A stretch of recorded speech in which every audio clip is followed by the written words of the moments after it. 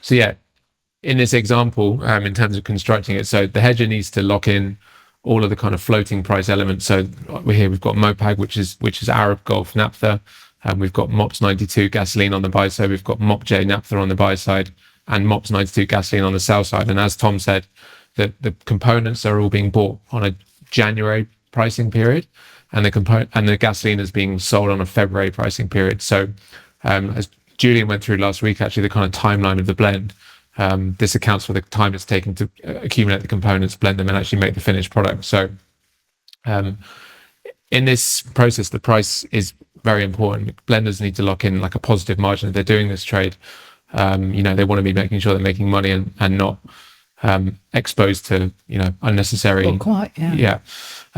So in terms of the actual hedge process, so it's worth noting as well that all of these contracts, Mopag Naphtha, MOPS 92, Mop J, are all available on the Flux Markets platform for hedgers to deal with us.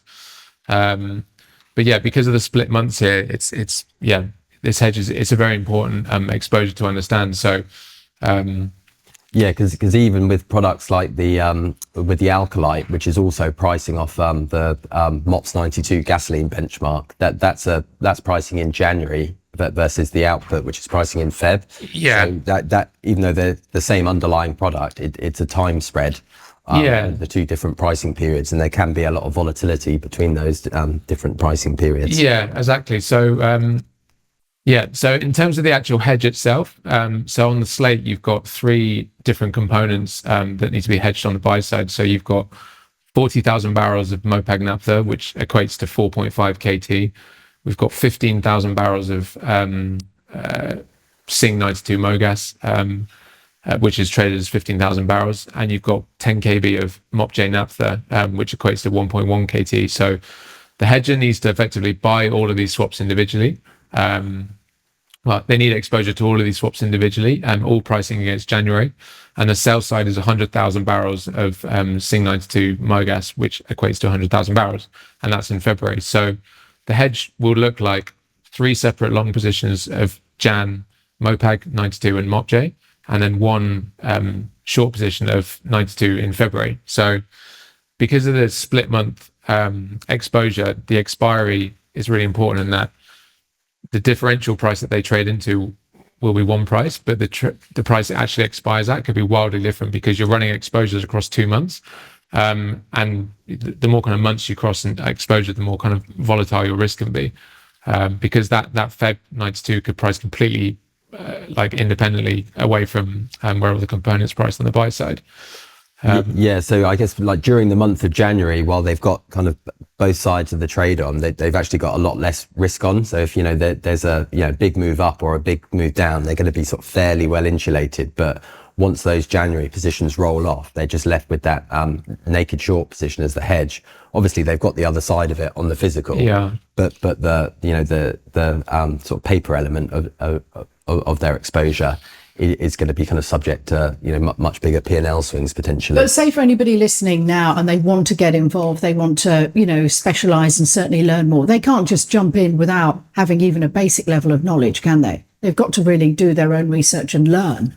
Yeah, exactly. And most people involved in this kind of physical business will understand what these exposures are, but it's knowing what can be hedged, what can't be hedged, what kind of contracts are traditionally used to hedge, and how they kind of even how they kind of turn out in terms of volume, because we get lots of inquiries from people who often ask us our thoughts on which months they should use, how they should try and structure their physical deals. So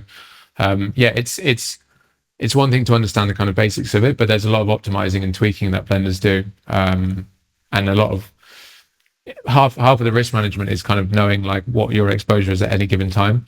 Because a lot of them kind of just think it's like a do it once and forget about it, but a lot of the time it does have to be managed on a kind of real-time basis. And each trade, presumably you learn something.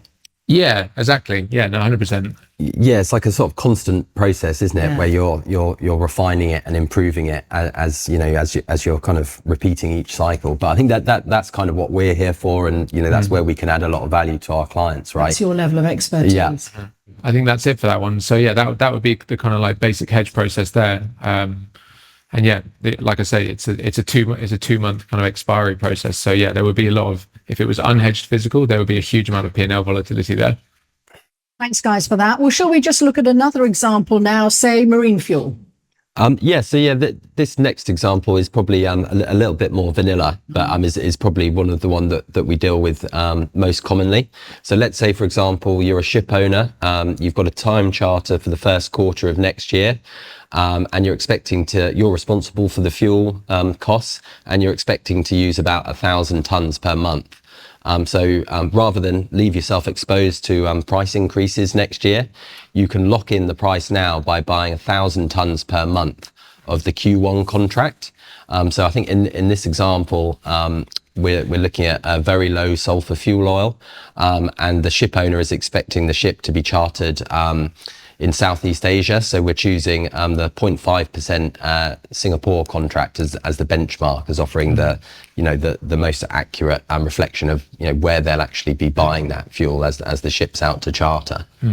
I think it's also worth mentioning as well, from a physical perspective, when you take these time charters out, when they take the time charters out and they know how much fuel they're going to burn, they are effectively, and this is sometimes harder to get your head around, they are effectively now short fuel, which is why the hedge is to buy fuel. So even though you haven't, it's all kind of virtual barrels because it's in the future, but as soon as you take that ship out and charter, you know how much you're going to burn, you are exposed to that fuel price. So effectively they're now short, which is why they always come to buy the kind of future kind of predicted demand. So this hedge is to kind of cover, like Tom said, fuel price rises between now and when you actually need it, because you know that you're going to be doing this voyage. So you know that you're going to need fuel. So because it's such a huge variable cost of the voyage, they can't, and often they'll use that current price to kind of calculate the actual money they're going to be making on this whole thing. So if fuel prices kind of blow out by 100%, then they're not going to want to do it, because there's going to be no like profit in doing these voyages. So yeah, it's really essential that hedgers understand that as soon as they take on these time charters and they know how much fuel they're going to burn, they are short when they need to cover by buying. This is like the start of next year, but presumably these people are looking deep into next year, or not? Oh yeah, I mean these kind of trades can go on like many years out. So this example is just a pretty vanilla kind of Q1.